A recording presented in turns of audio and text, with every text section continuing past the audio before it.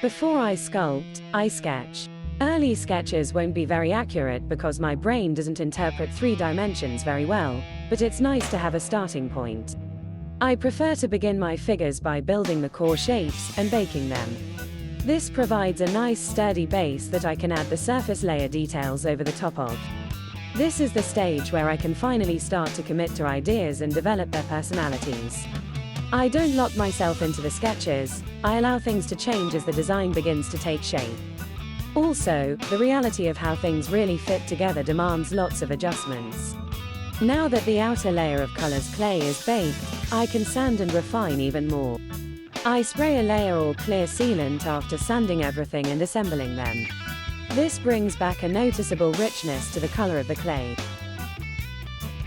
The small pot I made wasn't very symmetric, so I had a clever idea.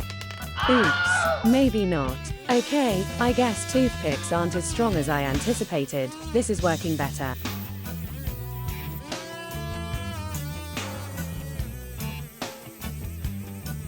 Basically using my Dremel tool as an impromptu lathe to turn the pot and get it more symmetrical.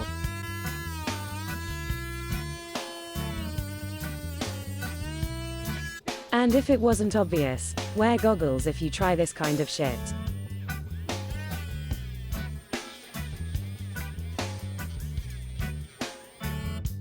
Airbrush the figures with a dash of paint for some extra variation.